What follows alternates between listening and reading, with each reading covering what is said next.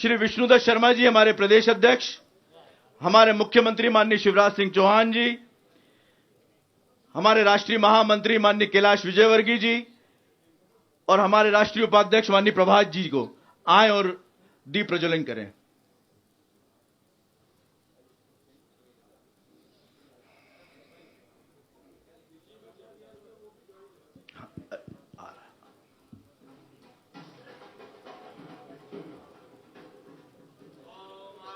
ओम स्वस्ति न इंद्रो वृधस्रवाः स्वस्ति नः पूषा विश्ववेदाः स्वस्ति नस्तारिक्षो अरिष्टनेमि स्वस्ति नो बृहस्पतिर्दधात्यो द्योः शान्तिर्तरिक्षगो शान्तिः पृथिवी शान्तिरापः शान्तियोगदयः शान्तिः वनस्पतयः शान्तिर्विश्वे देवाः शान्ति ब्रह्म शान्तिः सर्वगो शान्तिः शान्तिरेव शान्तिः सामः शान्तिरेधि सुशान्तिर्भवतु।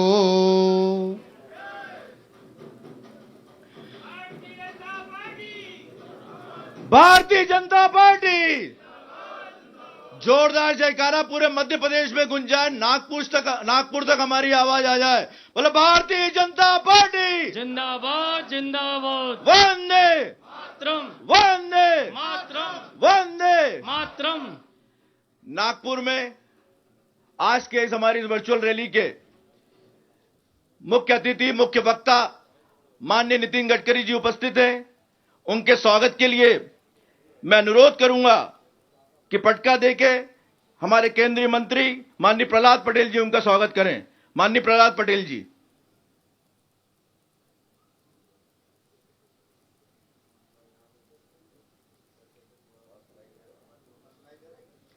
छह मिनट का डिले जाता है, 6 सेकंड का। तालियां जोरदार करतल ध्वनि से स्वागत करेंगे। वहां पर नागपुर में उपस्थित है हमारे प्रदेश के कोषाध्यक्ष श्री हेमंत खंडेलवाल जी। उनसे अनुरोध है कि वो स्वागत करें। दूसरा हमारा वेन्यू है दिल्ली। दिल्ली में हमारे मंचासीन अतिथि हैं श्री थावरचंद जी गहलोत, श्री फग्गन सिंह जी कुलस्ते, श्री सत्यनारायण जटिया जी और हमारे साथ दिल्ली में जुड़े हुए हैं हमारे प्रदेश के प्रभारी डॉक्टर विनय सहस्त्रबुद्धे जी और हमारे केंद्रीय मंत्री मुरैना से सांसद श्री नरेंद्र सिंह तोमर जी। अब मैं भोपाल वापस आता हूं और अनुरोध करता हूं हमारे वर्चुअल रैली टीम के सदस्य श्री नरेंद्र पटेल जी और भोपाल जिले के अध्यक्ष सुमित पचौरी जी से कि आए और हमारे मंचासीन अतिथियों का स्वागत करें। सुमित जी, माननीय विष्णुदत्त शर्मा जी, हमारे प्रदेश। तालियां बंद नहीं होनी चाहिए, तालियां तो जोरदार बजते रहनी चाहिए।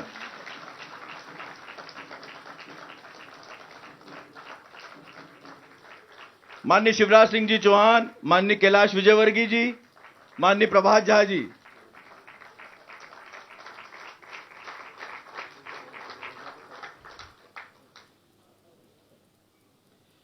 इस कोरोना कॉल में भी भारतीय जनता पार्टी के कार्यकर्ताओं को सतत अपने नेतृत्व से सक्रिय रखने वाले और जिनके नेतृत्व में मुझे बताते हुए गर्व हो रहा है कि मध्य प्रदेश में 3 करोड़ से ज्यादा जरूरतमंदों को भोजन पैकेट उपलब्ध भारतीय जनता पार्टी के कार्यकर्ताओं ने कराया। 25 लाख से ज्यादा परिवारों को सूखा राशन उपलब्ध कराया। ऐसे हमारे युवा अध्यक्ष छतरपुर के सांसद माननीय विष्णुदत्त शर्मा जी को मैं आमंत्रित करता हूं कि आए और अपना स्वागत उद्बोधन दें। माननीय विष्णुदत्त शर्मा जी।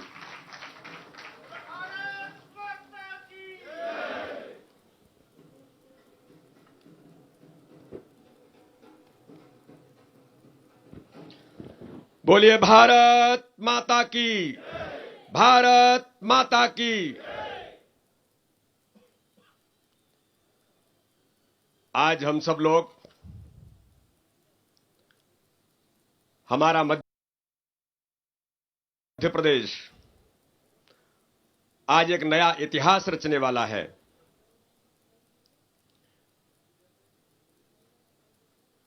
आज हम एक ऐसे व्यक्तित्व के माध्यम से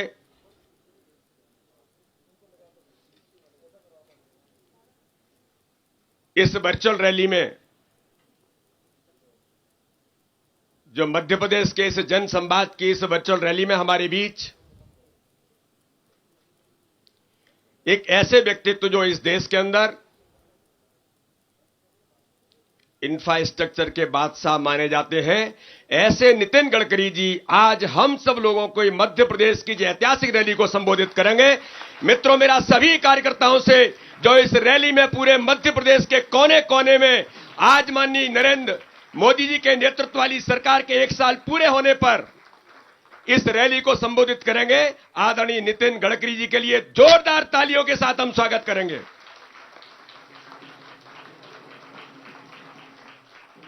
आज इस रैली में हमारे बीच उपस्थित मध्य प्रदेश के हम सबके नेता, यशस्वी मुख्यमंत्री और जिनको केवल मध्य प्रदेश नहीं पूरा देश संवेदनशील नेतृत्व के लिए जाने जाते हैं, ऐसे आदरणीय शिवराज सिंह चौहान हमारे बीच में उपस्थित हैं। आदरणीय शिवराज सिंह चौहान जी, दिल्ली से हमारे साथ केंद्रीय मंत्री आदरणीय थावरचंद गहलोत जी, हमारे देश के कृषि मंत्री मुरैना से सांसद आदरणीय नरेंद्र सिंह तोमर जी, राष्ट्रीय महासचिव आदरणीय कैलाश विजयवर्गीय जी, और कैलाश जी के बारे में एक बार जोरदार तालियां इसलिए बजाना है कि वो पश्चिम बंगाल के अंदर रणभेरी में जिस प्रकार से वो लगे हैं, उन्होंने पूरे कमान संभाल करके जो वर्चुअल रैली कल ऐतिहासिक हुई है बंगाल के अंदर माननीय गृह मंत्री अमित शाह जी की, तो उसका नेतृत्व भी वहां पर सारी व्यवस्थाओं को संभालने का काम आदरणीय कैलाश जी भाई साहब वहां पर कर रहे थे। हमारी इस रैली के अंदर हमारे बीच राष्ट्रीय उपाध्यक्ष, हमारे पूर्व प्रदेश के अध्यक्ष आदरणीय प्रभात झा जी उपस्थित हैं। दिल्ली से हमारे केंद्रीय मंत्री आदरणीय फग्गन सिंह कुलस्ते जी, और आज इस रैली में हमारे बीच उपस्थित हमारे संगठन महामंत्री आदरणीय सुहास भगत जी। इस रैली में जो मुझे अग्रिम पंक्ति में हमारे सभी मध्य प्रदेश सरकार के मंत्री, वरिष्ठ पदाधिकारीगण और मध्य प्रदेश के अंदर कोने कोने में इस वर्चुअल रैली को देख रहे मेरे सभी कार्यकर्ता, नागरिक भाइयों और बहनों, आज हम सब इस रैली में आप सबका मैं स्वागत करता हूं। इस रैली के अंदर नागपुर से हमारे केंद्रीय मंत्री नितिन गडकरी जी हमको संबोधित करेंगे। आदरणीय प्रहलाद पटेल जी वहां पर उपस्थित हैं। मैं आदरणीय प्रहलाद पटेल जी का भी स्वागत करता हूं, और हमारे प्रदेश के कोषाध्यक्ष हेमंत खंडेलवाल जी आज वहां पर नागपुर में जाकर के इस रैली में उन्होंने अपनी उपस्थिति दर्ज कराई है। मध्य प्रदेश के 7.5 करोड़ जनता की ओर से आदरणीय नितिन जी का हम सब लोग हार्दिक अभिनंदन करते हैं, हार्दिक स्वागत करते हैं। मित्रों, भारतीय जनता पार्टी के नरेंद्र मोदी जी के नेतृत्व की सरकार ने पिछली 30 जून को 1 वर्ष पूरा किया है। 30 मई को 1 वर्ष पूरा किया है। इससे पहले के 5 साल में इस देश के अंदर नरेंद्र मोदी जी के नेतृत्व में जो 5 साल हमारी सरकार ने पूरे किए, 6 साल नरेंद्र मोदी जी के नेतृत्व में सरकार ने जो पूरे किए हैं, आज हम सब लोग गर्व के साथ कह सकते हैं मित्रों कि इस देश के अंदर एक ऐतिहासिक कार्यकाल माननीय नरेंद्र मोदी जी के नेतृत्व में जो भारतीय जनता पार्टी की सरकार ने जो 6 साल पूरे करके अभी 30 मई को हम सब लोग आज इस रैली के माध्यम से उनकी उपलब्धियों को लेकर माननीय नितिन गडकरी जी के माध्यम से मध्य प्रदेश के कोने कोने में जनता को बताने के लिए आज हमारे नितिन गडकरी जी हमारे बीच उपस्थित हैं। मैं आज आप सबको बताना चाहता हूं कि अगर 6 साल से पहले की सत्ता के बारे में भारत की स्थिति को देखने का प्रयास करते तो हमको केवल घोटाले घोटाले ही दिखते थे। हमको दिखता था कि संपूर्ण देश भ्रष्टाचार में डूब गया है। हमको दिखता था कि पूरे देश के अंदर कहीं भी जाने का प्रयास करते थे तो जनमानस के अंदर गरीब से लेकर के आम नागरिक इस भारत का ये कहता था कि भारत के अंदर दुरावस्था का दौर चला है। लेकिन मित्रों, मुझे कहने में गर्व है कि आज इस संपूर्ण देश के अंदर प्रधानमंत्री नरेंद्र मोदी जी ने सत्ता जब प्राप्त की, पहले दिन से उन्होंने तय कर दिया कि पंडित दीनदयाल उपाध्याय के उन विचारों को, जो उन्होंने कहा था कि अंतिम छोर के व्यक्ति के विकास जब होगा तब ये देश परम वैभव पर पहुंचेगा। मित्रों, मुझे बताने में गर्व है कि माननीय नरेंद्र मोदी ने जिस दिन से सत्ता अपने हाथ में नहीं, उसी दिन से उन्होंने तय कर दिया ये सरकार गरीबों की सरकार होगी और देश के अंदर गरीबों के लिए खड़े होकर के सरकार पांव पड़क बिछा करके उनके लिए काम करना प्रारंभ कर दिया। इसलिए आज हम देखने का प्रयास करते हैं कि देश के अंदर इंफ्रास्ट्रक्चर में, देश की अर्थव्यवस्था को बनाने में, गरीबों के जीवन स्तर को ऊंचा उठाने में केवल माननीय मोदी जी ने पिछले 5 वर्ष के कार्यकाल में यह तय नहीं किया, यह नारा नहीं दिया कि हम गरीबी हटाने का नारा देंगे। उन्होंने तय किया कि गरीबों का जीवन स्तर इस देश के अंदर ऊंचा उठना चाहिए। और मुझे बताने में गर्व है मित्रों, इस देश के अंदर कि जिस प्रकार से आज इस हॉल के अंदर मैं माननीय नितिन गडकरी जी को बताना चाहता हूं, हमारे आज इस रैली के अंदर पूरे मध्य प्रदेश के अंदर प्रधानमंत्री आवास योजना, उज्ज्वला योजना से लेकर ऐसी कई योजना के हितग्राही भी रैली में सम्मिलित होकर के अपनी उपस्थिति दर्ज कराने का काम कर रहे हैं और वो कह रहे हैं कि हमारे जीवन स्तर को ऊंचा उठाने का काम प्रधानमंत्री नरेंद्र मोदी जी के नेतृत्व में इस देश के अंदर हुआ है। पिछले 1 वर्ष के कार्यकाल में माननीय मोदी जी ने जो ऐतिहासिक काम किए, हम सब लोग जानते हैं कि जो मैंने कहा कि इंफ्रास्ट्रक्चर, अर्थव्यवस्था को मजबूत बनाना, गरीबों के जीवन स्तर को ऊंचा उठाने का काम, तो पिछले 1 वर्ष के कार्यकाल में माननीय मोदी जी ने तय कर दिया कि ये जो 5 साल होंगे और 1 साल के अंदर उन्होंने तय कर दिया कि देश की सुरक्षा, देश का स्वाभिमान, देश के मान और सम्मान के लिए इस भारत के अंदर काम करने की आवश्यकता है। और माननीय प्रधानमंत्री ने मुझे आज इस रैली के अंदर संपूर्ण मध्य प्रदेश को बताने में गर्व इस बात का है कि मित्रों, मोदी जी के नेतृत्व में जिस प्रकार के देश की सुरक्षा के लिए, देश के स्वाभिमान के लिए ऐसे निर्णय करने का केवल प्रयास नहीं किया, चर्चा नहीं की, इस देश के अंदर जो असंभव था उन बातों को, उन निर्णयों को संभव बनाने का काम भारत की संसद में किसी ने किया तो देश के यशस्वी प्रधानमंत्री नरेंद्र मोदी ने किया। धारा 370, डॉक्टर श्यामा प्रसाद मुखर्जी जिनका बलिदान केवल इस बात के लिए हुआ कि ये देश के अंदर 2 विधान, 2 निशान, 2 प्रधान नहीं चलेंगे, और उन्होंने बलिदान इस नारे पर दिया। मित्रों, आज भारतीय जनता पार्टी के लाखों कार्यकर्ता इस रैली को जो आज सुन रहे हैं, माननीय नितिन गडकरी जी हमको संबोधित करेंगे। आज वो सारे कार्यकर्ताओं को गर्व इस बात का है कि जिस बात के लिए, जिस नारे के लिए और जिस दुरावस्था के लिए जो उस समय के शासनकाल में उन्होंने उद्योग मंत्री का पद छोड़ करके आंदोलन प्रारंभ जम्मू कश्मीर के अंदर कर दिया था, आज वो सपना इस देश के अंदर नरेंद्र मोदी के नेतृत्व में पूरा हुआ है। सीए कानून बनाकर के उन लोगों को जो धार्मिक आधार पर प्रताड़ित हो रहे थे, ऐसी मुस्लिम महिलाएं, उनकी पीड़ा, उनके दर्द को समझने का काम जो ट्रिपल तलाक के कारण से 3 तलाक कहकर के उनके जीवन को समाप्त कर दिया जाता था, उस निर्णय को संसद के अंदर पारित करने का काम किसी ने किया तो इस देश के यशस्वी प्रधानमंत्री और इस देश के यशस्वी गृह मंत्री अमित शाह जी के नेतृत्व में भारत के अंदर संभव हो सका। मित्रों, इन बातों का उल्लेख मैं इसलिए कर रहा हूं कि असंभव को संभव बनाना और चुनौतियों को अवसर में बदलने का नाम ही इस देश के अंदर नरेंद्र मोदी है। इसलिए कोई भी समस्या जब आई है इस देश के अंदर, उन समस्याओं पर एक प्रतिबद्धता के साथ खड़े होकर माननीय नरेंद्र मोदी ने जिस प्रकार से पूरे देश के अंदर ये कानून बना करके और इस देश को एक इतिहास रचने का काम 1 साल के इस कार्यकाल में माननीय मोदी जी ने किया, इसके लिए आज 1 साल पूरे होने पर पूरे देश के अंदर एक भारत श्रेष्ठ भारत बनाने का संकल्प जो किसी समय में इस देश के अंदर स्वामी विवेकानंद ने लिया था। उन्होंने कहा था कि इस देश को श्रेष्ठ बनाने के लिए, इस भारत को आत्मनिर्भर बनाने के लिए, इस भारत को वैभवशाली संपन्न बनाने के लिए मुझे ऐसे भारत का चित्र चाहिए। आज हम सब लोगों को गर्व होता है कि उस नरेंद्र के सपने को, उस विवेकानंद जी के सपने को साकार करने का काम देश के यशस्वी प्रधानमंत्री आज नरेंद्र मोदी ने इस 1 वर्ष के कार्यकाल में किया है। आज हमको संबोधित करेंगे आदरणीय नितिन गडकरी जी।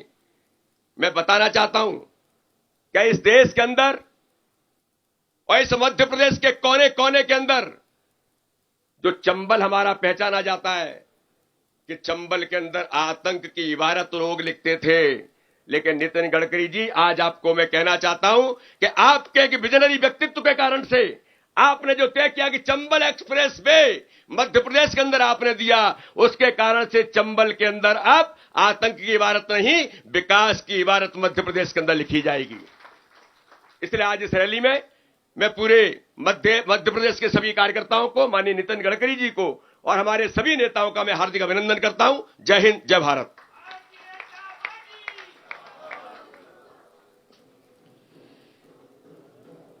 चरेवेती जिनका मूल मंत्र है, सेवाई जिनका स्वभाव है, ऐसे हमारे गरीबों के लिए समर्पित, संवेदनशील, यशस्वी मुख्यमंत्री जो चौथी बार जिन्होंने मध्य प्रदेश की शपथ ली, मुख्यमंत्री पद की शपथ ली है, और जिन्होंने न केवल मध्य प्रदेश की जनता के लिए इस कोरोना काल में, बल्कि मध्य प्रदेश से गुजरने वाले उत्तर प्रदेश, बिहार, हरियाणा और दिल्ली के प्रवासी मजदूरों की भोजन और वाहन की व्यवस्था की है, ऐसे हमारे संवेदनशील मुख्यमंत्री माननीय शिवराज सिंह जी चौहान को मैं बड़े आदर और सम्मान के साथ आमंत्रित करता हूं। माननीय शिवराज जी।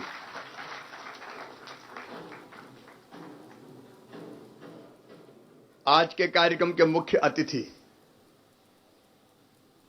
पहले अतिथि को भाषण देने प्रदेश में आना पड़ता था, लेकिन भारतीय जनता पार्टी भी गजब की पार्टी है। माननीय नड्डा जी को मैं बधाई देता हूं।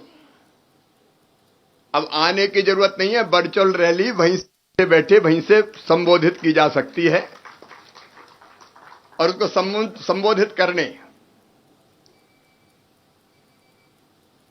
उपस्थित हमारे नेता, बिना पैसे के काम कैसे किया जाता है ये अगर सीखना हो तो उनका नाम है नितिन गडकरी जी। आदरणीय नितिन जी हमारे प्रदेश के भाग्यशाली अध्यक्ष, जब से पांव पड़े तब से कांग्रेस का तो बंटे ढार है। भाई विष्णुदत्त शर्मा जी, आदरणीय थावरचंद गहलोत जी, आदरणीय नरेंद्र सिंह तोमर जी, राष्ट्रीय महासचिव आदरणीय श्रीमान कैलाश विजयवर्गीय जी, राष्ट्रीय उपाध्यक्ष आदरणीय श्रीमान प्रभात झा जी, केंद्रीय मंत्री आदरणीय फग्गन सिंह कुलस्ते जी, संगठन महामंत्री आदरणीय सुहास जी, यहां उपस्थित और केवल यहां नहीं, भाभी गांव-गांव में उपस्थित मेरे प्रिय बहनों और भाइयों, आप सबको भोपाल से ही दोनों हाथ जोड़ के प्रणाम करता हूं, नमस्कार करता हूं। दूसरे कार्यकाल का 1 बरस पूरा हो गया। विस्तार से माननीय नितिन जी बताएंगे, लेकिन लोग जो कहते थे ये हो ही नहीं सकता, लोग तो छोड़िए, भाजपा के कार्यकर्ता ही कहते थे कि वो कश्मीर से धारा 370 तो हट ही नहीं सकती। लोग मजाक उड़ाते थे, बोले राम मंदिर बनेगा थोड़ी, बस भाजपा वाले केवल नारे लगाते रहते हैं।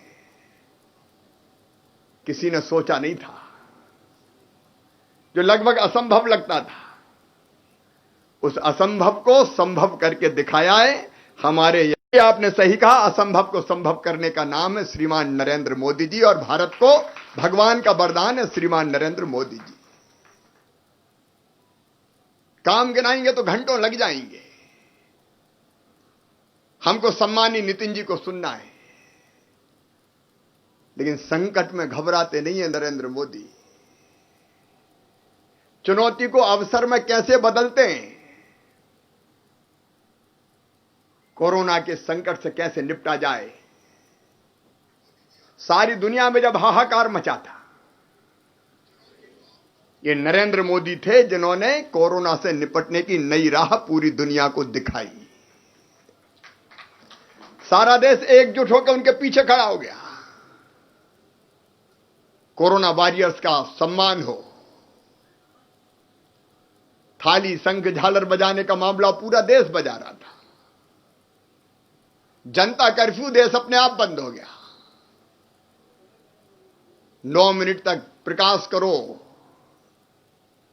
पूरा देश दिवाली जैसा जगमगा गया। ऐसे नेता जिनके पीछे हिंदुस्तान की 130 करोड़ जनता खड़ी है।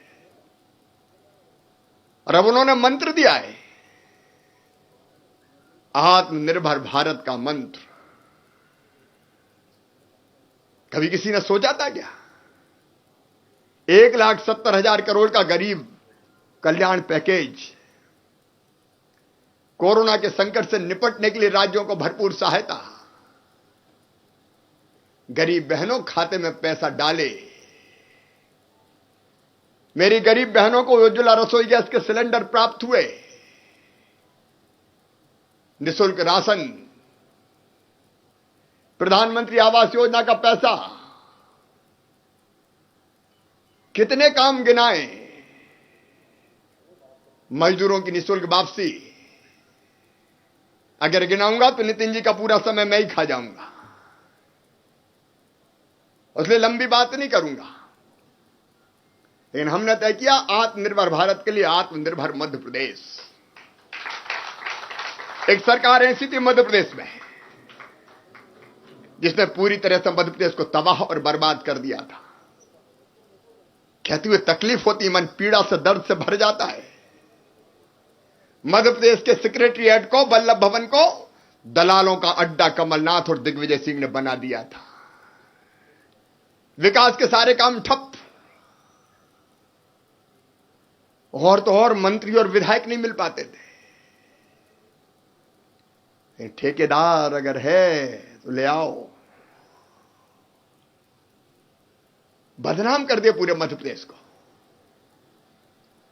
विकास के काम ठप हो गए, वचन निभाए नहीं गए, वादे पूरे नहीं किए गए। आज सरपंच अगर सुन रहा हो तो उनको मैं कहना चाहता हूं, और तो और पंचायतों के पैसे भी दादा कमलनाथ खा गए। अभी 1555 करोड़ रुपए पंचायतों में भिजवाए। संकट के समय मध्य प्रदेश के किसानों की फसल बीमा योजना के पैसे नहीं दिए पिछले साल के। 2,990 करोड़ रुपया किसानों के खाते में डाले। और किसान भाइयों, अभी तो ये अंगड़ाई है, 4,500 करोड़ और आने वाले। चिंता मत करो, अब भारतीय जनता पार्टी की सरकार है। मोदी जी भारत के प्रधानमंत्री है। वो सरकार रोना रोती थी, पैसे ही नहीं है, पैसे ही नहीं है। मैं बताना चाहता हूं कि अब तक 26,000 करोड़ रुपया गरीब किसान, माताओं बहनों और बेटे बेटी, भांजे भांजियों के खाते में डाले जा चुके हैं। गेहूं खरीदी, मेरा रिकॉर्ड बन गया।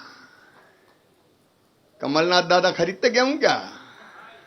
अरे जोर से बताओ, खरीदते क्या?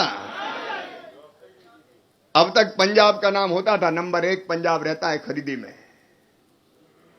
हिंदुस्तान की आजादी के इतिहास में पहली बार पंजाब को पछाड़ के मध्य प्रदेश नंबर 1 पर पहुंच गया। और यह भी तब जब दादा कुछ तैयारी करके गई नहीं थे। बाकी कामों से फुर्सत मिलती तो बारदानों की व्यवस्था करते। बारदाने नहीं, खरीदी केंद्रों की व्यवस्था नहीं।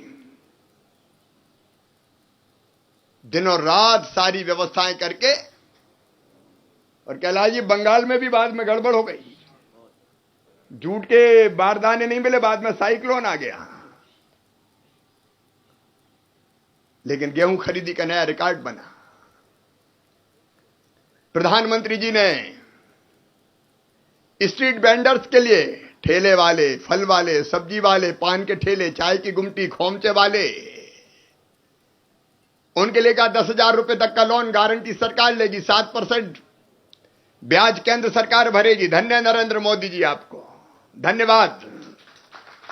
मध्य प्रदेश में हमने रजिस्ट्रेशन चालू कर दिया, 7% केंद्र सरकार भरेगी, बाकी बची मध्य प्रदेश सरकार भरेगी, बिना ब्याज के गारंटी भी सरकार देगी। आज अभी जब मैं इस कार्यक्रम में आया, रोजगार सेतु योजना का शुभारंभ करके आदरणीय विष्णुदत्त शर्मा जी, आपको मैं बधाई देना चाहता हूं। प्रदेश के संगठन को, वरिष्ठ नेतृत्व को प्रधानमंत्री जी ने आह्वान किया, मजदूर आने लगे, उनको कोई कष्ट ना हो जाए। प्रदेश की सरकार ने बसों की व्यवस्था की, प्रशासन भी लगा, लेकिन चाय, नाश्ता, भोजन, पानी और यहां तक के पांव में, कैलाश जी, आप लोगों ने भी जूते चप्पल पहनाने का काम किया। अध्यक्ष खुद जूते चप्पल पहना रहे थे। अद्भुत सेवा की। लेकिन मध्य प्रदेश की धरती पर बाहर से आए सभी मजदूरों को रोजगार मिले, इसलिए रोजगार सेतु योजना पोर्टल बन गया, रजिस्ट्रेशन हो गया। वो जो स्किल्ड लेबर है, काम जानते हैं, और वो फैक्ट्री या ठेकेदार जहां काम की जरूरत है, एक पोर्टल पर ले आए। और आज मैं प्रसन्नता के साथ सूचना दे रहा हूं, उनको रोजगार मिलना आज से प्रारंभ हो गया। गांव के लिए हमने योजना बनाई है, जितने स्ट्रीट वेंडर है गरीब, उनको मध्य प्रदेश सरकार 10,000 रुपए की गारंटी भी देगी, ब्याज भर के भी उनको पैसे दिलवाएगी, ताकि उनका काम धंधा शुरू हो सके। माताओं बहनों के खाते में पैसे। संबल योजना फिर शुरू हो गई। अब योजनाओं के नाम गिराऊंगा तो देर हो जाएगी, हमको नितिन जी को सुनना है। लेकिन एक भ्रष्ट सरकार चली गई, गिराई कांग्रेस ने, क्योंकि सरकार थोड़ी चला रहे थे, वादे नहीं निभा रहे थे, वचन पूरे नहीं कर रहे थे। और जब ज्योतिरादित्य जी ने ध्यान दिलाया कि वादे निभाओ, नहीं तो हमको सड़क में उतरना पड़ेगा, तो क्या सड़क पे उतर जाओ, तो सड़क पे ही आ गई सरकार। विस्तार से चर्चा बाद में करेंगे। प्रदेश की भी वर्चुअल रैली होगी। आज तो दोनों हाथ ऊपर उठा के ताली बजा के नितिन जी का स्वागत कीजिए, अभिनंदन कीजिए। हम सब उनको सुनना चाहते हैं। और इस संकल्प के साथ कि मध्य प्रदेश में प्रधानमंत्री जी के सपनों को साकार करेंगे, आत्मनिर्भर मध्य प्रदेश बनाएंगे। इन्हीं शब्दों के साथ बहुत बहुत धन्यवाद। धन्यवाद माननीय शिवराज जी।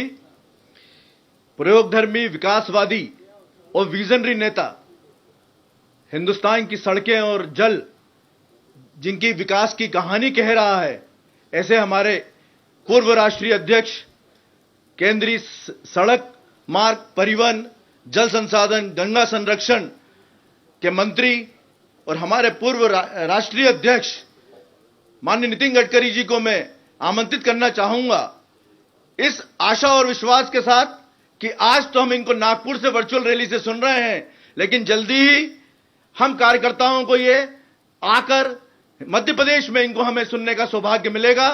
मैं आमंत्रित करता हूं बड़े आदर और सम्मान के साथ नागपुर से माननीय नितिन गडकरी जी।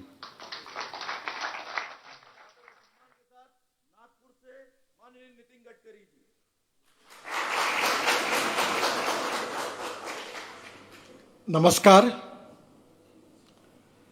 हमारे पार्टी के मध्य प्रदेश के अध्यक्ष आदरणीय विष्णुदत्त जी,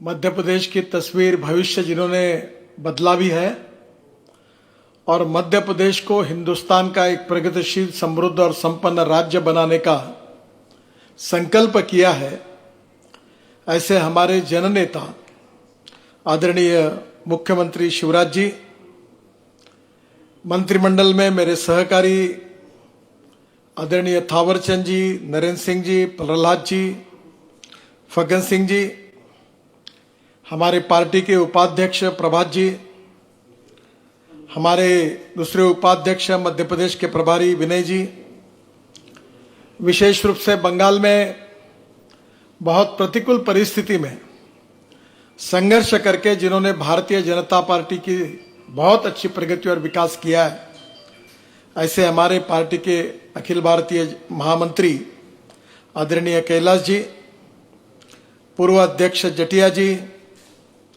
आदरणीय हेमंत जी और सभी तमाम कार्यकर्ता भाई और बहनों, और मेरा आवाज जो लाखों करोड़ों लोग मध्य प्रदेश के सुन रहे हैं, वो तमाम मेरे भाई और बहनों,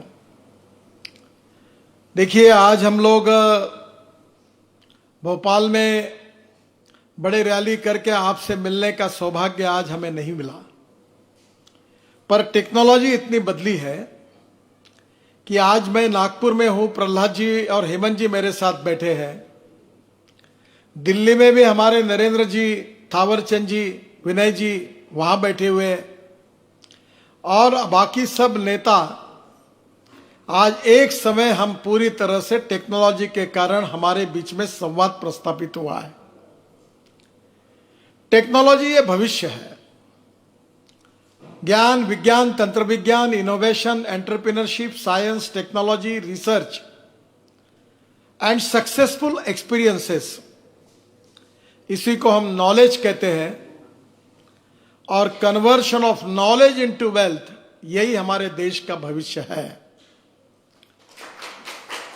और इस देश में इस टेक्नोलॉजी को जगाने का काम, अगर सही मायने में अगर ये ई गवर्नेंस की बात, ये टेक्नोलॉजी की बात, इनोवेशन की बात, रिसर्च की बात, स्टैंडअप की बात, स्टार्टअप की बात, ये 21वीं सदी के नए हिंदुस्तान के निर्माण करने की बात केवल कही नहीं है, तो टेक्नोलॉजी जमीन पर लाकर सिद्ध करके दिखाई अगर किसी ने है तो उस व्यक्ति का नाम देश के प्रधानमंत्री नरेंद्र मोदी जी है। यह मैं बड़े अभिमान के साथ कह सकता हूं।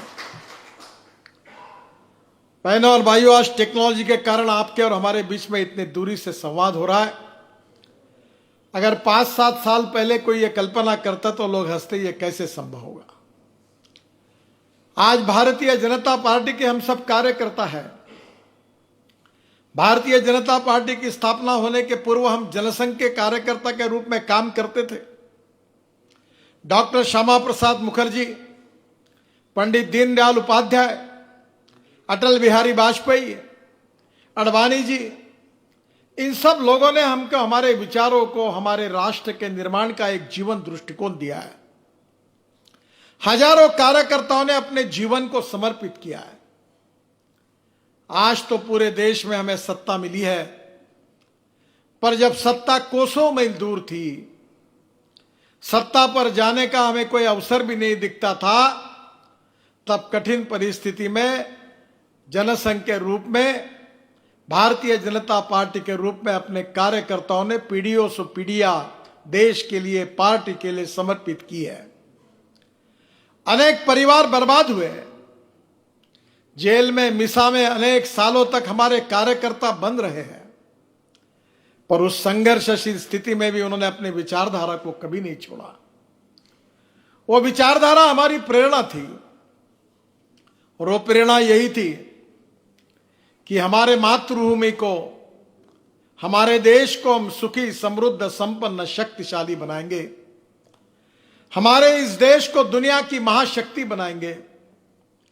गांव, गरीब, मजदूर, किसान का कल्याण करके सही में पंडित दीनदयाल उपाध्याय जी ने जो हमें सामाजिक आर्थिक चिंतन अंत्योदय के रूप में दिया था, वो सामाजिक आर्थिक चिंतन हमारी प्रेरणा रहा है। इस समाज के आखिरी पायदान पर जो व्यक्ति खड़ा है, जिसके पास रहने के लिए मकान नहीं है, जिसके पास खाने के लिए रोटी नहीं है, जिसके शरीर पर कपड़ा नहीं है, उस दरिद्र नारायण को भगवान के रूप में हम मानेंगे और अपने जीवन को समर्पित करके उसकी लगातार सेवा करते रहेंगे। और जिस दिन उस दरिद्र नारायण को रोटी, कपड़ा और मकान मिलेगा, उसी दिन हमारा कार्य पूरा होगा। ये पंडित दीनदयाल उपाध्याय जी का चिंतन हमारी जीवन निष्ठा है, हमारा जीवन निर्धार है और यही हमारी उद्दिष्ट भी है।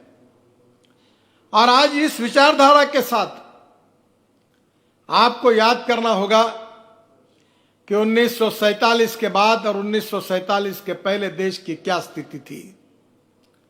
1947 के पहले हमारा देश अंग्रेजों के गुलामगिरी में था।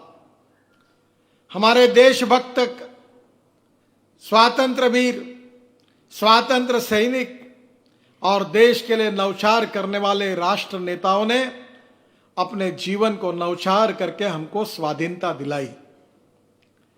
स्वाधीनता तो मिली, पर स्वाधीनता के साथ, स्वतंत्रता के साथ सुशासन कैसे आएगा, ये चिंता थी। आधुनिक भारत का निर्माण कैसे होगा, ये चिंता थी। दुनिया की ताकत, महाशक्ति हमारा देश कैसे बने, ये हमारी चिंता थी। बहनों और भाइयों, कांग्रेस को बहुत बड़ा मौका मिला। करीब आज 47 के बाद आज जो कम से कम 70 साल का ये इतिहास है, इसमें देश की जनता ने कांग्रेस पर विश्वास रखा। कांग्रेस ने लगातार नई नई घोषणाएं की। गरीबी हटाओ का नारा दिया। पंडित जवाहरलाल नेहरू जी से लेकर मनमोहन सिंह जी तक इस देश को अनेक वादे किए गए। कभी 20 कलमी, कभी 40 कलमी, कभी 5 कलमी कार्यक्रमों की घोषणा हुई। गरीबी हटाओ का नारा दिया गया, पर ध्यान में आया कि कुछ फर्क नहीं पड़ा। परिस्थिति में कोई फर्क नहीं पड़ा। और जब भारतीय जनता पार्टी को मौका मिला, अटल बिहारी वाजपेयी देश के प्रधानमंत्री बने, तो पहली बार एनडीए के शासन कार्यकाल में अटल बिहारी वाजपेयी जी ने इस देश के विकास की एक दिशा दी। अटल जी ने अपने कार्यकाल में इस देश को सुखी, समृद्ध और संपन्न और शक्तिशाली बनाने की नीतियां बनाई। अटल जी के बाद, काफी दिनों के बाद, भारतीय जनता पार्टी को अपनी ताकत के भरोसे पूरी मेजॉरिटी मिली और नरेंद्र मोदी जी देश के प्रधानमंत्री बने। पहली बार भारतीय जनता पार्टी के कार्यकर्ताओं ने जो परिश्रम किए थे, जो प्रतिकूल परिस्थिति में जो त्याग, तपस्या और बलिदान का परिचय दिया था, जिन्होंने अपने जीवन की बाजी लगाकर अपने विचारधारा के लिए, अपने संगठन के लिए अपनी जान पूरी तरह से जोखिम में डालकर समर्पित की थी, उन लाखों करोड़ों कार्यकर्ताओं के बलिदान के कारण, उनके निष्पृह, निस्वार्थी, समर्पित भाव से जो कार्य उन्होंने किया, उसी का परिणाम था कि नरेंद्र मोदी जी के नेतृत्व में भारतीय जनता पार्टी को सफलता मिली। बहनों और भाइयों, और नरेंद्र मोदी जी के नेतृत्व में 5 साल हमारे सरकार ने जो कार्य किया है, अगर उसकी तुलना करनी है तो मैं ये मानता हूं कि कांग्रेस के शासनकाल में, जो शासनकाल कांग्रेस को मिला, जो कम से कम 55-60 साल का समय मिला, कांग्रेस जो 55 साल में नहीं कर सकी, वो मोदी जी के नेतृत्व में 5 साल के अंदर हमने करके दिखाया। यही हमारे सरकार का सबसे बड़ा काम है। 1947 के बाद हमारे देश में 3 विचारों के आधार पर राजनीतिक पार्टियां काम कर रही थी। एक था समाजवाद, दूसरी विचारधारा थी साम्यवाद और तीसरी विचारधारा थी पूंजीवाद। आप जरा इस प्रकार से इस देश का जरूर अध्ययन करिए और तभी हमको समझ में आएगा कि भारतीय जनता पार्टी का इस देश के लिए क्या योगदान है। पंडित जवाहरलाल नेहरू देश के पहले प्रधानमंत्री बने और पंडित जवाहरलाल नेहरू जी के ऊपर एक रशिया का इन्फ्लुएंस था। एक रशियन मॉडल जो कम्युनिज्म की विचारधारा से संबंधित था, उसका प्रभाव पंडित जवाहरलाल नेहरू जी के चिंतन पर था। गांधी जी कहते थे कि हमारा देश गांवों में बसा है, गांव सुखी, समृद्ध, संपन्न होने चाहिए। कुटीर उद्योग, लघु उद्योग, हैंडलूम, हैंडीक्राफ्ट्स को प्रोत्साहन मिलना चाहिए। पर पंडित जवाहरलाल नेहरू जी ने उस समय रशियन मॉडल को, इकोनॉमिक मॉडल को चुना। सभी काम सरकार ने शुरू किए, रेलवे से लेकर हवाई जहाज तक, टेलीफोन से लेकर रेलवे इंजन तक, स्टील इंडस्ट्री से लेकर मोबाइल फोन तक, सब काम सरकार। आपको पता है कि 1947 के बाद ये 55 साल के इतिहास में कांग्रेस ने जो नीतियां अपनाई थी, जो आर्थिक नीति स्वीकार की थी, उस नीति के आधार देश की प्रगति और विकास नहीं हो सका। कांग्रेस की विचारधारा पूरी तरह से विफल हुई और इसलिए आज समाजवादी भी कहीं दिखते नहीं और साम्यवादी कहने वाले चीन और रशिया की हालत तो ऐसी बनी है कि केवल लाल झंडा बाकी है, पर कोई कम्युनिस्ट अब दिखता नहीं।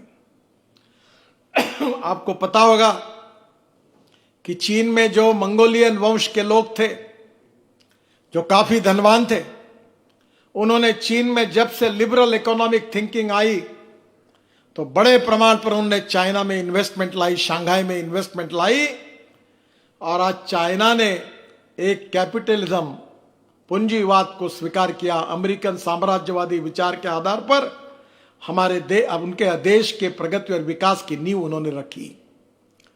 चाइना को इसमें यश मिला, पर उन्होंने साम्यवादी विचारधारा को छोड़ दिया। जो पूंजीवादी अर्थव्यवस्था थी, जो एक समय हमारे यहां स्वतंत्र पार्टी जिसका समर्थन कर रही थी, वो पूंजीवादी अर्थव्यवस्था भी दुनिया में फेल हो गई। आज दुनिया में जो आर्थिक रचना हो रही है, उस आर्थिक रचना में साम्यवाद, समाजवाद और पूंजीवाद तीनों मॉडल पूरी तरह से समाप्त हुए हैं। आज उसका रिलीवेंस नहीं रहा है। पर भारतीय जनसंघ के रूप में पंडित दीनदयाल उपाध्याय जी ने हमें जो सामाजिक आर्थिक चिंतन दिया था, जिसके आधार पर गरीब को केंद्र बिंदु मानकर गांव, गरीब, मजदूर, किसान की प्रगति कैसे हो, हर गरीब व्यक्ति को रहने के लिए मकान कैसे मिले, रोटी कैसे मिले, हर जवान व्यक्ति को उसके हाथों को काम कैसे मिले, हर गरीब परिवार को अपने खुद का मकान कैसे मिले और हमारे किसान जो गांव में बसे उनके माल को सही कीमत कैसे मिले और रोजगार के लिए शहर में जाने की आवश्यकता नहीं है। तो गांव समृद्ध बने, संपन्न बने और गांव में उसको रोजगार मिले और एक तरफ ज्ञान, विज्ञान, तंत्र विज्ञान, innovation, entrepreneurship, science, technology, research, इसका सबका उपयोग हो और हमारा देश दुनिया की महाशक्ति बने, यही सोचकर हमने काम किया। हमने आधुनिक विचारधारा को भी स्वीकार किया। अंग्रेजी में दो शब्द है, एक है मॉडर्नाइजेशन और दूसरा शब्द है वेस्टर्नाइजेशन। मॉडर्नाइजेशन का अर्थ है आधुनिकीकरण और वेस्टर्नाइजेशन का अर्थ है पाश्चात्यीकरण। बहनों और भाइयों, हमारे विचारधारा में हमने आधुनिकीकरण को स्वीकार किया, टेक्नोलॉजी को स्वीकार किया और साइंस, टेक्नोलॉजी एक कितना बड़ा चमत्कार कर सकती है और उसके आधार पर हमको देश को कैसे सुरक्षित करना है, इसका गंभीरता से हमने योजना बनाकर उसका अमल भी किया। आज हमारा देश एक तरफ टेक्नोलॉजी का उपयोग कर रहा है, ज्ञान, विज्ञान, तंत्र विज्ञान का उपयोग कर रहा है, startup, stand up, innovation, upgradation of technology, infrastructure 21वीं सदी का, सब बातें इंटरनेशनल स्टैंडर्ड की एक तरफ हो रही है, तो दूसरी ओर शिक्षा के माध्यम से इतिहास, संस्कृति, विरासत के आधार पर मूल्याधिष्ठित जीवन पद्धति, मूल्याधिष्ठित परिवार पद्धति, इसका आधार लेकर हम किस प्रकार से हमारे समाज को संपन्न बनाएंगे। केवल हम भौतिकवाद के आधार पर केवल सुखी और समृद्ध नहीं बनेंगे, तो हमारी आध्यात्मिक आस्था, मूल्याधिष्ठित जीवन पद्धति, हमारा इतिहास, हमारी संस्कृति, हमारी विरासत, इसके आधार पर हम विश्व का कल्याण कर सकते हैं। यह विचार भी हमने दिया। मुझे याद है कि शिकागो में स्वामी विवेकानंद जी का भाषण हमारे लिए एक विचारधारा के रूप में है। उन्होंने वहां कहा था कि मैं ये कहने के लिए नहीं आया हूं, क्योंकि सभी लोगों के भाषण हुए, अलग अलग धर्म के लोगों के। जब विवेकानंद जी का अवसर आया तब उन्होंने कहा कि मैं ये कहने के लिए नहीं आया हूं कि मेरा भगवान श्रेष्ठ है या मेरा धर्म श्रेष्ठ है। मैं ये कहने के लिए आया हूं कि आप जिस पर आस्था रखते, जो भी आपका धर्म हो, आपका भगवान हो, वो श्रेष्ठ है। हमारे संस्कृत में एक सुभाषित था, आकाशात पतितम तोयम यथा गच्छति सागरम सर्वदेव नमस्कार केशवम प्रति गच्छति। और यही विवेकानंद जी ने यही कहा, और आगे ये कहा कि मैं यही प्रार्थना करता हूं कि केवल मेरे धर्म के लोगों का कल्याण हो, ऐसा नहीं तो पूरे मानव जाति का कल्याण हो, पूरे विश्व का कल्याण हो। ये भाव उन्होंने हमारे संस्कृति, इतिहास और विरासत के आधार पर जिस धार्मिक मूल्यों को हम मानते हैं, वही बात विवेकानंद जी ने पूरे विश्व के सामने रखी। और आज विवेकानंद जी की विचारधारा पूरे दुनिया के लिए एक आदर्श के रूप में लोगों ने उसको स्वीकार किया। बहनों और भाइयों, एक तरफ हमारी जीवन पद्धति, हमारी परिवार पद्धति, हमारे संस्कार, हमारी शिक्षा पद्धति, और दूसरी ओर कंप्यूटर से लेकर टेक्नोलॉजी का उपयोग करके आज दुनिया में सॉफ्टवेयर इंडस्ट्री में, पूरे वर्ल्ड में अगर डोमिनेशन किसी का है तो भारतीय इंजीनियर्स का है। वर्ल्ड में ये रेपुटेशन हमारे इंजीनियर्स ने पैदा किया है कि सॉफ्टवेयर इंजीनियर अगर दुनिया में किसी भी देश में अगर किसी कंपनी को लेना है तो भारतीय युवा का नाम जब सामने आता है तो उसका सिलेक्शन हो जाता है। ये हमने सिद्ध करके दिखाया। मैं जापान में गया था, जापान के प्रधानमंत्री जी ने मुझे पूछा था कि आपके देश में जो सॉफ्टवेयर इंजीनियर्स है वो इतने होशियार है। समझ में नहीं आता कि क्या उनके दिमाग में कोई मैथमेटिक्स के जीन्स है क्या। हमारे आज सॉफ्टवेयर इंजीनियर्स पूरे दुनिया में डोमिनेट कर रहे हैं। पूरे दुनिया में, पूरे विश्व में, अमेरिका में 10 डॉक्टर अगर अच्छे होंगे तो 4 डॉक्टर भारतीय है। आप यूके में जाइए, अमेरिका में जाइए, पूरे विश्व में हमारे डॉक्टर को एक रिकॉग्निशन है, एक रिस्पेक्ट है। हमने हमारे विशेष रूप से शिक्षा पद्धति के द्वारा जो संस्कार करके जो पीढ़ी बनाई है वो बहुत अच्छा काम कर रही है।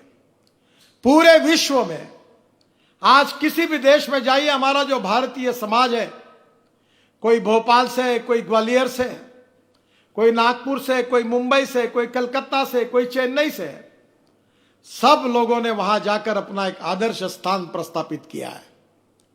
बहनों और भाइयों, ऐसे देश की प्रगति और विकास का मॉडल यही भारतीय जनता पार्टी की सबसे बड़ी पूंजी है। राष्ट्रवाद, नेशनलिज्म, यह हमारी आस्था नहीं, हमारा जीवन है। हम 2-4 रहे न रहे, तेरा वैभव अमर रहे मां, यह हमारा संस्कार है। हम इस राष्ट्र के लिए समर्पित करेंगे अपने जीवन को, और इस राष्ट्र को हम इस प्रकार से सुखी, समृद्ध, संपन्न, शक्तिशाली बनाएंगे कि कोई टेढ़ी नजर से हमारे देश की तरफ ना देख सके। पहली बार माओवादी, नक्सलवाद हो या आतंकवादी हो, इनका खात्मा करने का काम, हिम्मत के साथ इनको समाप्त करने का काम किसी सरकार ने किया तो मोदी जी के नेतृत्व में भारतीय जनता पार्टी के सरकार ने यह करके दिखाया। पहले यह नहीं होता था। आतंकवादियों का तुष्टीकरण होता था। आपको पता है कि बटाला हाउस में जो कांड हुआ था, उस समय जो आतंकवादियों को मारा गया था, उनको सांत्वना देने के लिए कांग्रेस के नेता उनके घर में गए, पर आतंकवादियों से लड़ते समय जो पुलिस इंस्पेक्टर शहीद हुआ, उसके घर में कोई नहीं गए। इस प्रकार की स्थिति थी। आतंकवादियों का तुष्टीकरण वोट बैंक के पॉलिटिक्स के लिए होता था, पर आज देश की अंतर्गत और बाह्य सुरक्षा हमारी प्राथमिकता है। हमारी सीमाएं सुरक्षित है। हम विस्तारवादी नहीं है। हमारे छोटे छोटे देश, हमारे देशों के बाजू में रहती है जो हमारे विदेश नीति की यशस्विता है, कि श्रीलंका हो, भूटान हो, बांग्लादेश हो, नेपाल हो, हमने कभी ये नहीं सोचा कि उनकी भूमि हम कैसे कब्जे में लिए।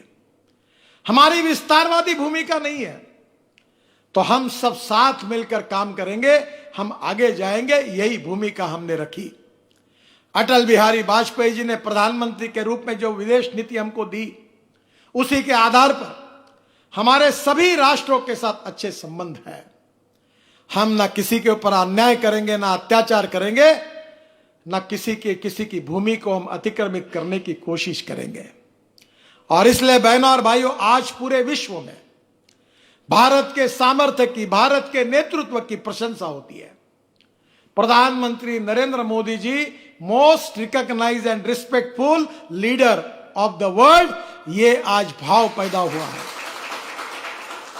अमेरिकन प्रेसिडेंट से लेकर मोदी जी के जिस प्रकार से पूरे विश्व में स्वागत हुआ और जिस प्रकार से भारत को रिकॉग्नाइज किया गया, रिस्पेक्ट दिया गया, यही 5 साल में हमारी बहुत बड़ी उपलब्धि है।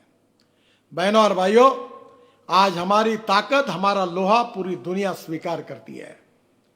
टेक्नोलॉजी इनोवेशन के साथ हमारी इंडस्ट्री, हमारे उद्योग आगे जा रहे हैं और स्वाभाविक रूप से 5 साल में हमने जो श्रेष्ठ भारत की कल्पना की थी, जो हमारी संकल्पना थी, उसके आधार पर हमने योजना बनाई।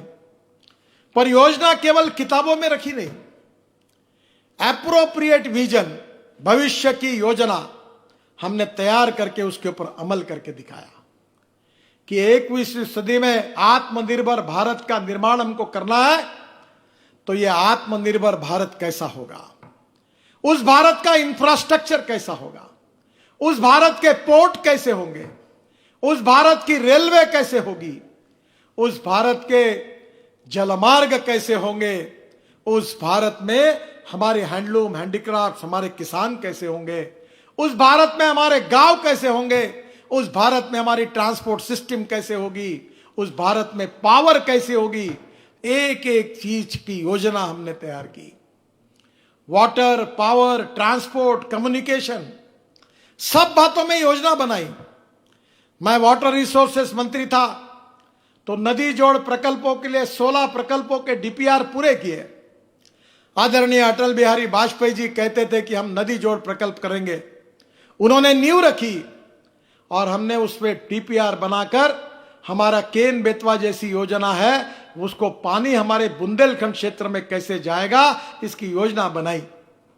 मेरा विश्वास है कि नजीक के काल में यह सब योजना बनाकर हमारे देश के किसानों के लिए सिंचाई का परसेंटेज बढ़ाएंगे। पानी अगर होगा, सिंचाई अगर होगी तो गांव का विकास होगा। और इसीलिए आज हम बड़े प्रमाण पर कई छोटे डैम, बड़े डैम, तालाब, तो कई हम लोग जल संवर्धन का काम कर रहे हैं। दौड़ने वाले पानी को चलने के लिए लगाओ, चलने वाले पानी को रुकने के लिए लगाओ और रुके हुए पानी को जमीन को पीने के लिए लगाओ। गांव का पानी गांव में, खेत का पानी खेत में, घर का पानी घर में। हम पानी का जल संवर्धन कैसे करें। और आज मुझे विश्वास है कि मैं जब वाटर रिसोर्सेस मंत्री था तो 1970 से 9 प्रोजेक्ट अटके हुए थे, जो पंजाब, हरियाणा, उत्तर प्रदेश सब जगह झगड़े थे, कोई आके बात ही नहीं करता था। हमने 9 में से 7 प्रोजेक्ट पूरी तरह सुलझाए। पाकिस्तान और भारत की निर्मित होने के बाद 3 नदियां भारत को मिली, 3 नदियां पाकिस्तान को मिली, पर 3 नदियों में हमारे अधिकार का पानी था, बहकर पाकिस्तान जा रहा था। पर हमारे स्टेट एक दूसरे में, उनमें यूनैनिमिटी नहीं बन रही थी, एक मत नहीं बन रहा था, विवाद बढ़ रहे थे और दूसरी तरफ पाकिस्तान को फायदा हो रहा था। हमने निर्णय किया, मोदी जी ने मुझे आग्रह से कहा कि किसी भी हालत में यह मसला जो है इसको आप किसी प्रकार से सुलझाओ। और कश्मीर, पंजाब, हरियाणा, उत्तराखंड, हिमाचल, राजस्थान, सब मुख्यमंत्रियों को मैंने बुलाया और मुझे इस बात की खुशी है कि मोदी जी के नेतृत्व में जो 9 प्रोजेक्ट अटके हुए थे उसमें से 7 प्रोजेक्ट शुरू हुए, उसका काम भी शुरू हुआ। जो हमारे नदियों का पानी पाकिस्तान में जा रहा था, अब वो पानी रोकने में हम कामयाब होंगे और वो पानी राजस्थान को मिलेगा, हरियाणा को मिलेगा और पंजाब को मिलेगा। निर्णय नहीं होते थे, पुराने समय में निर्णय न करना यही सरकार की नीति थी।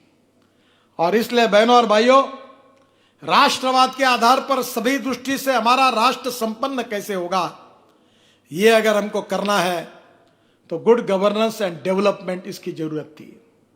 सुशासन और विकास, और सुशासन और विकास करने के साथ हमको टेक्नोलॉजी यानी ई गवर्नेंस की आवश्यकता थी। टेक्नोलॉजी के सिवा सुशासन नहीं आ सकता, विकास नहीं हो सकता, और इसलिए सुशासन, विकास, good governance and development with the help of e governance, ये सूत्र हमने स्वीकार किया। और आज आप देख रहे हैं कि टेक्नोलॉजी कितनी बदली है, कितने बड़े प्रमाण पर हमने चेंजेस किए। प्रधानमंत्री जनधन योजना में अकाउंट खुले, एक समय दिल्ली से पैसे सबके अकाउंट में डालने का काम हमने किया। ये चमत्कार है। अभी ड्राइविंग लाइसेंस आपको हाथ में लेकर जाने की जरूरत नहीं है। आप आपका ड्राइविंग लाइसेंस आपके कागज, इंश्योरेंस के, गाड़ी के एक वॉल्ट में रखे और मोबाइल फोन पर उसका कनेक्शन है। अगर कोई पुलिस वाला रोकता है तो तुरंत मोबाइल फोन से अपने डॉक्यूमेंट उसको दिखा दो, आगे जाओ। ड्राइविंग लाइसेंस 30% लाइसेंस बोगस बनते थे, एक आदमी 4 जगह लाइसेंस लेता है। अब पूरे ई गवर्नेंस के साथ ड्राइविंग लाइसेंस का रजिस्ट्रेशन हुआ है। बहनों और भाइयों, टेक्नोलॉजी इतनी बदली है कि अब किसी भी चीज का मॉनिटरिंग हम कर सकते हैं। और ये सब करते समय मोदी जी के नेतृत्व में हमारी सरकार ने ध्यान रखा है कि समाज के जो शोषित है, पीड़ित है, दलित है, जो सामाजिक, आर्थिक, शैक्षणिक रूप से पिछड़े हुए हैं, वो अंत्योदय का सामाजिक आर्थिक चिंतन हमारा उद्देश्य होगा। 1 करोड़ लोग इस देश में साइकिल रिक्शा चलाते थे। पंडित दीनदयाल उपाध्याय जी कहते थे कि आदमी आदमी को खींचता, इस रिक्शा में मैं नहीं बैठना चाहता, मुझे अच्छा नहीं लगता, यह आदमी का शोषण है। डॉक्टर राम मनोहर लोहिया जी कहते थे कि जिस दिन ये साइकिल रिक्शा चलाने वाले व्यक्ति को सही में इससे मुक्ति मिलेगी, वो देश के इतिहास का सुनहरा दिन होगा। बहनों और भाइयों, हमारी सरकार ने कानून लाया, मैकेनाइज्ड ड्रिवन ई रिक्शा लाया। आदमी आदमी को खींचने का काम करता था और खुद को प्रगतिशील, पुरोगामी, दलितों के हितैषी कहने वाले कांग्रेस पार्टी ने कभी यह काम नहीं किया।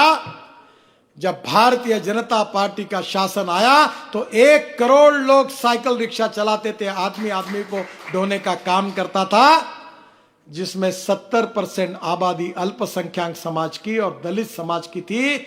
आज मुझे बताते हुए खुशी हो रही है कि देश में 60 लाख लोगों को मुक्ति मिली है। अब वो मैकेनाइज्ड ड्रिवन ई रिक्शा चलाते हैं। अब केवल पुरुष नहीं, महिलाएं भी ई रिक्शा चलाने लगी।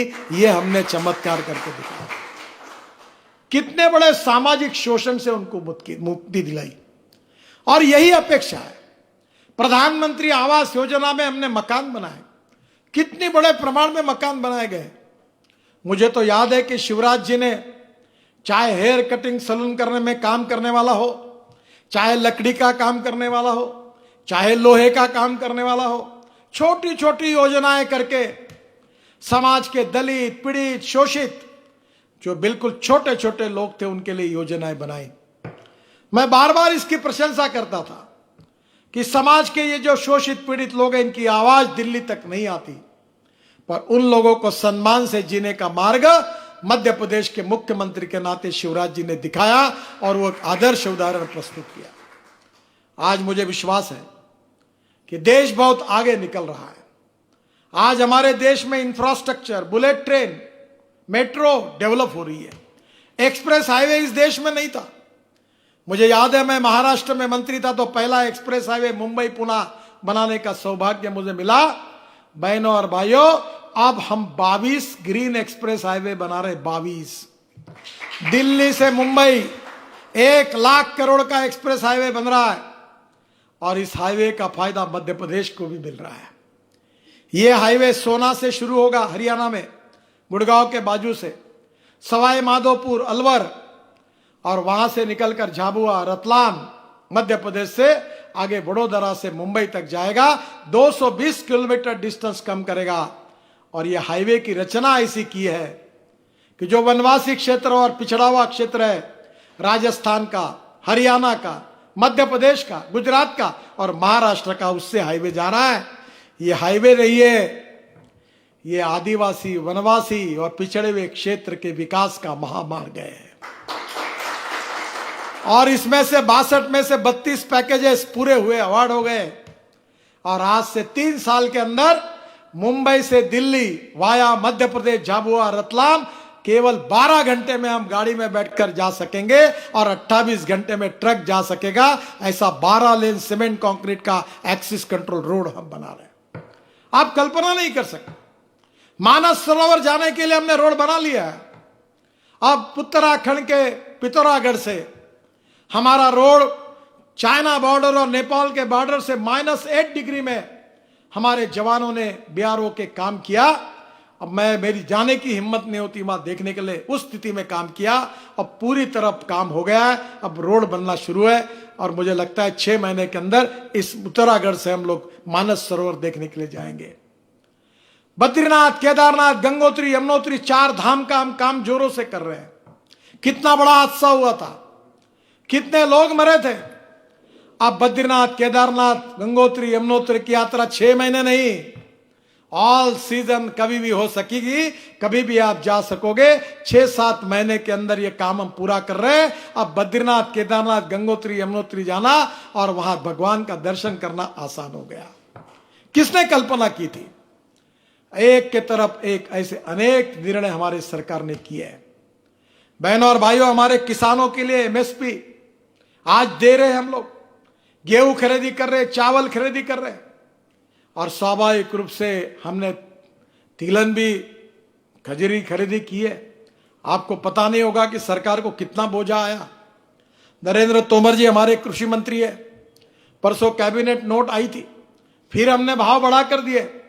आप मुझे बताइए, ये सब करने के साथ आज इंटरनेशनल मार्केट में जो भाव की कीमत है हमारी कृषि उपज की, जो हमारे भारतीय मार्केट में है, उससे ज्यादा कीमत हमने किसानों को दी और किसानों के पीछे पूरे ताकत के साथ खड़े रहे ताकि किसान संकट में ना रहे। एक बात बताने के लिए भूल गया, शिवराज जी जब मुख्यमंत्री बने अभी फिर से, तो चंबल का हाईवे, एक्सप्रेस हाईवे बनाने की बात उन्होंने की।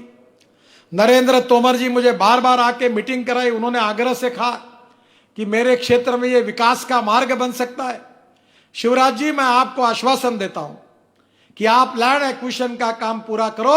अगर आपने पूरी सरकारी 80% लैंड है, अगर ये लैंड का काम अगर आपने पूरा किया तो 3 महीने के अंदर ये काम पूरा करो। इसके भूमि विकृजन के लिए प्रधानमंत्री को बुलाकर इस हाईवे के कार्य का हम शुभारंभ करेंगे, ये आपको वचन देता हूं।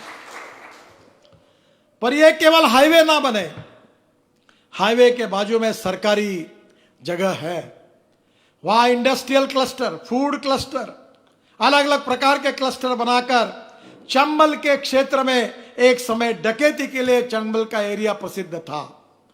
पर आज मैं आपको विश्वास देता हूं, शिवराज जी, नरेंद्र सिंह जी, इनके मार्गदर्शन में इस रोड के दोनों बाजू में हम उद्योग खोलेंगे और ये पिछड़े हुए क्षेत्र में जो हमारे नौजवान हैं, वो लाखों नौजवानों के हाथों को शिवराज जी और नरेंद्र जी के नेतृत्व में काम देने के लिए भी एनएचआई वहां आगे आने के लिए तैयार है। और मैं एमएसएमई का मंत्री भी मैं हूं। दोनों बातें वहां हो सकती है और इसलिए निश्चित रूप से यह विकास का मार्ग जो आपका सपना है वो निश्चित रूप से पूरा होगा। और इसलिए बहनों और भाइयों, तेजी से देश बदल रहा है और देश की अंतर्गत बाह्य सुरक्षा मजबूत है। चाइना के साथ आपको मालूम है कि कितने मुत्सद्दीगिरी से हमने हमारे किस प्रकार से मामले को निपटाया है, और लगातार पाकिस्तान से आए हुए आतंकवादियों की क्या हालत बनाई ये भी आपको मालूम है। हम नारा देते थे जनसंघ से लेकर कि जहां हुए बलिदान मुखर्जी वो कश्मीर हमारा है, कश्मीर हो या गुवाहाटी, अपना देश अपनी माटी। एक देश में 2 विधान, 2 प्रधान और 2 निशान नहीं रहेंगे, हम कहते थे, पर हो नहीं पा रहा था। डॉक्टर श्यामा प्रसाद मुखर्जी ने बलिदान दिया और बहनों और भाइयों, आज हम सबको खुशी है कि स्वाधीन भारत में हमारी विचारधारा के आधार पर राज्य आने के बाद आदरणीय मोदी जी हमारे देश के प्रधानमंत्री बने, अमित शाह गृह मंत्री बने, हमने 370 कलम को निकाल दिया, खत्म कर दिया। यह इतिहास रचने का काम हमने किया। देखिए, आपको पता होगा कि जब संविधान लिखा गया था तब यह टेम्पररी कलम था। संविधान निर्माता बाबा साहेब अंबेडकर जी से लेकर पूरे संविधान समिति को यह मान्य था कि एक दिन यह हटना चाहिए, पर यह हटने की हिम्मत कांग्रेस ने कभी नहीं की। वोट बैंक के पॉलिटिक्स के कारण उन्होंने राष्ट्रीय हितों के साथ हर समय कॉम्प्रोमाइज किया, पर हमारी सरकार आने के बाद हमने 370 को हटा दिया। हमारे प्रभु रामचंद्र की जन्मस्थान अयोध्या में भव्य राम मंदिर बनेगा और यह बनने की बात के लिए हमने संघर्ष किया। कितने देशभक्तों ने, राम भक्तों ने बलिदान किया, पर कभी ये बात सुनी नहीं गई। सुप्रीम कोर्ट में निर्णय हुआ, जो अवशेष मिले, जो कोर्ट का निर्णय उससे सिद्ध हुआ कि वहां पहले भव्य राम मंदिर था। आज मार्ग खुला हुआ। आज मुझे बताते हुए खुशी हो रही कि राम मंदिर निर्माण के कार्य का शुभारंभ हुआ। यह देश के इतिहास का सुनहरा दिन है। आज हमारी आस्था के आधार पर वो भी निर्माण हुआ। हमने जो जो कहा था, हमने जो जो संकल्प किया था, जो जो ऐलान किया था, जो जो जनता को विश्वास दिया था, जो जो हमने कहा था, जो कहा वो हमने नरेंद्र मोदी जी के नेतृत्व में हमारे सरकार ने करके दिखाया। अब देश को प्रगति और विकास के द्वारा हमको आगे ले जाना है। सुखी, समृद्ध, संपन्न, शक्तिशाली हिंदुस्तान बनाना है। गांव, गरीब, मजदूर, किसान का कल्याण करना है। और 21वीं सदी में हमको हिंदुस्तान को आत्मनिर्भर बनाने के साथ हमको दुनिया की सुपर इकोनॉमिक पावर बनानी है। आज कोरोना के संकट से पूरा विश्व संकट में है। हम भी संकट का सामना कर रहे हैं, पर बहनों और भाइयों, इस संकट से निगेटिविटी, निराशा, फ्रस्ट्रेशन, फियर, इससे काम नहीं होगा। आत्मविश्वास के साथ, सेल्फ कॉन्फिडेंस के साथ, पॉजिटिविटी के साथ कोरोना के खिलाफ हमको लड़ाई जीतनी है। और मुझे विश्वास है कि बहुत कम दिनों में कोरोना के खिलाफ जो वैक्सीन है वो बाजार में आ जाएगा। और वैक्सीन एक बार हमने ले लिया तो कोरोना का संकट समाप्त हो जाएगा। यह जल्दी आएगा, पर जब तक वैक्सीन नहीं मिलता तब तक हमको हिम्मत से लड़ना होगा। हमारे माइग्रेंट लेबर मुंबई से निकले और मुझे खुशी इस बात की है कि कोई मध्य प्रदेश से बिहार जा रहा था, उत्तर प्रदेश जा रहा था। हमारे मध्य प्रदेश के मुख्यमंत्री जी ने सबकी भोजन की व्यवस्था की, सबको आधार दिया और बसेस देकर उनको अपने गंतव्य स्थान तक पहुंचाने का ऐतिहासिक काम मध्य प्रदेश की सरकार ने किया। मैं शिवराज जी को उनके मानवता के प्रति जो संवेदनशीलता उन्होंने दिखाई, उसके लिए उनका बहुत बहुत अभिनंदन करता हूं, उनको धन्यवाद देता हूं। बहनों और भाइयों, आज मुझे विश्वास है कि कोरोना के खिलाफ तो लड़ाई हम जीतेंगे ही। और ये लड़ाई जीतते समय हमको ये समझना होगा, मैं उसको छोटे शब्दों में कहता हूं कि एक आर्ट ऑफ लिविंग है। ये जीवन जीने की पद्धति हमको समझनी होगी। कोरोना वायरस के साथ जीने की पद्धति कैसी होगी ये समझना होगा। और इसीलिए टेक्नोलॉजी का उपयोग करके हम अब पब्लिक भीड़ इकट्ठा एक जगह करने के बजाय हमने अब इस प्रकार के इलेक्ट्रॉनिक्स का उपयोग करके हम सभा कर रहे हैं, क्योंकि इस समय की मर्यादा है। और इसलिए मेरा विश्वास है कि आज इकोनॉमिक वॉर भी शुरू हुई है। बहुत कठिनाइयां है, बहुत संकट है। हमारे गांव, गरीब, मजदूर, किसान संकट में है। हमारे उद्योग संकट में है। हमारी कुछ राज्य सरकारों के पास अगले माह तनख्वाह देने के लिए पैसे नहीं है। भारत सरकार का भी संकट बड़ा, रेवेन्यू ड्रॉप हुआ है। हमारा 200 लाख करोड़ का जीडीपी है, उसके 10% हमने करीब 20 लाख करोड़ का पैकेज दिया है। उद्योगों के लिए दिया है, किसानों के लिए दिया है, सबके लिए दिया है, जिसके बारे में विस्तृत चर्चा हुई है। और यह सब करते समय हम सबके पीछे खड़े हैं।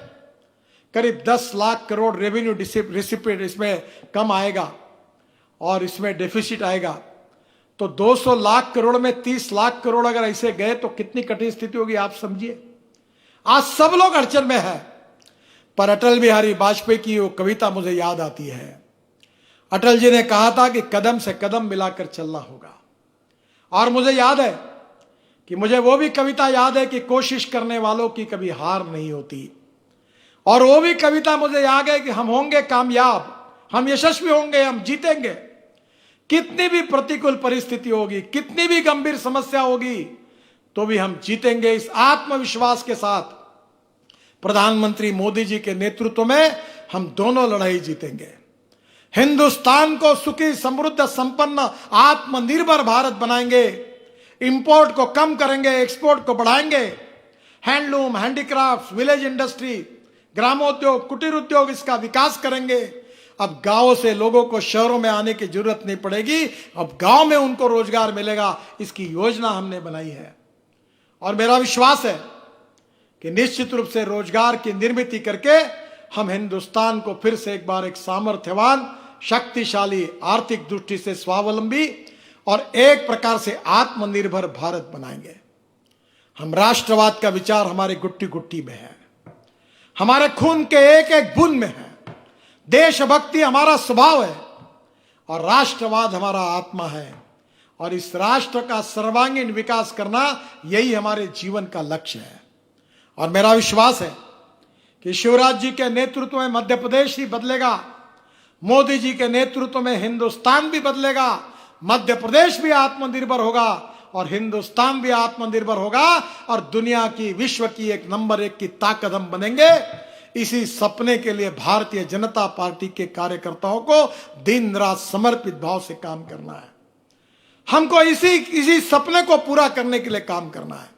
यही हमारा जीवन मिशन है, यही हमारा विचार है, यही हमारा उद्दिष्ट है और इसी उद्दिष्टों को पूरा करना ये पंडित दीनदयाल उपाध्याय, अटल बिहारी वाजपेयी, श्यामा प्रसाद मुखर्जी का सपना था और उसी सपनों को लेकर हम आगे जा रहे हैं। और इसलिए मेरा विश्वास है कि हमारी सरकार ने 5 साल तो पहले पूरे किए और मैंने जैसे पहले बताया कि जो 55 साल में कांग्रेस नहीं कर सकी वो हमने 5 साल में करके दिखाया है। अब ये 6वां साल भी हमने पूरा किया है। ये साल संकट में जरूर गुजरा है, कोरोना के कारण जरूर संकट है, आर्थिक लड़ाई में हम लोग गंभीरता से लड़ रहे, वो भी संकट गंभीर है, पर दोनों लड़ाई हम जीतेंगे, आगे जाएंगे, हिंदुस्तान आगे जाएगा, गांव, गरीब, मजदूर, किसान का कल्याण होगा और सुखी, समृद्ध, संपन्न, शक्तिशाली हिंदुस्तान का निर्माण, आत्मनिर्भर भारत का निर्माण हम प्रधानमंत्री मोदी जी के नेतृत्व में करने का संकल्प करेंगे। यही भाव को लेकर आप सब लोग अपने गांव में जाकर कार्य करिए। यही सही में भारतीय जनता पार्टी के कार्यकर्ता का कर्तव्य होगा। मैं फिर से एक बार शिवराज जी को विशेष रूप से बधाई देता हूं और शायद मुझे लगता है कि चंबल एक्सप्रेस हाईवे के भूमि पूजन के लिए मैं जरूर मध्य प्रदेश आऊंगा और शिवराज जी, आपका, नरेंद्र जी का जो सपना है, इस हाईवे को जैसे आप लैंड एक्विजिशन पूरी करोगे आप तुरंत मुझे बताइए, हम तुरंत रोड बनाने के कार्य के लिए शुरुआत करेंगे। ये विश्वास देते हुए मैं जरूर आऊंगा और जरूर फिर आपसे प्रत्यक्ष रूप से मिलने का आनंद भी मिलेगा, अवसर भी मिलेगा। फिर से एक बार मध्य प्रदेश की तमाम जनता को, तमाम मेरे कार्यकर्ता भाई और बहनों को, मेरे साथ बैठे हुए यहाँ प्रहलाद जी है, हेमंत जी है, उधर शिवराज जी भी है, बाकी सब हमारे नेता बैठे, दिल्ली में भी बैठे हैं, उनको सबको मैं फिर से एक बार अभिवादन करता हूं। बहुत बहुत धन्यवाद। भारत माता की, भारत माता की, भारत माता की। नमस्कार।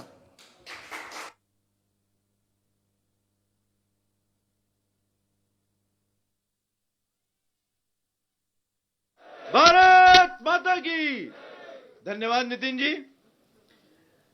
एक भारत श्रेष्ठ भारत बनाने के लिए माननीय प्रधानमंत्री नरेंद्र मोदी जी ने आत्मनिर्भर भारत का निर्माण के लिए संकल्प लेने को हम सबको कहा है।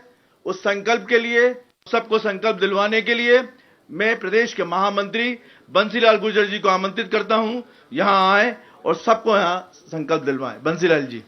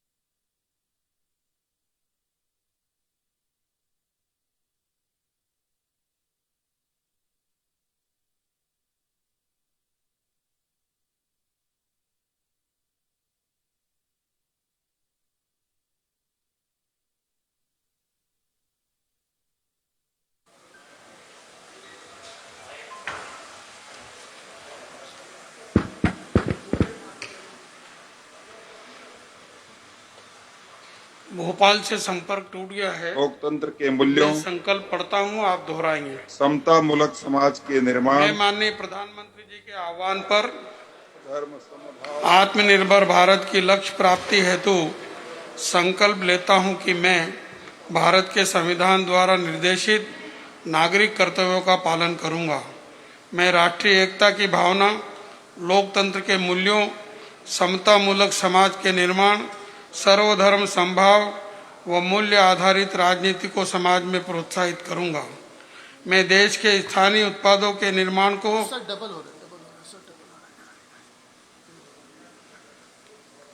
शुरू हो गया। सामाजिक जागरूकता, स्वास्थ्य एवं स्वच्छता के अभियान को आगे बढ़ाऊंगा। भारत माता की जय। बहुत बहुत धन्यवाद। भारत माता की जय। और अंत में रैली के समापन पे आभार के लिए मैं आमंत्रित करता हूं हमारे प्रदेश के मंत्री, सूरत के विधायक और वर्चुअल रैली टीम के हमारे प्रदेश के सदस्य शरदेंदु तिवारी जी को। शरदेंदु जी।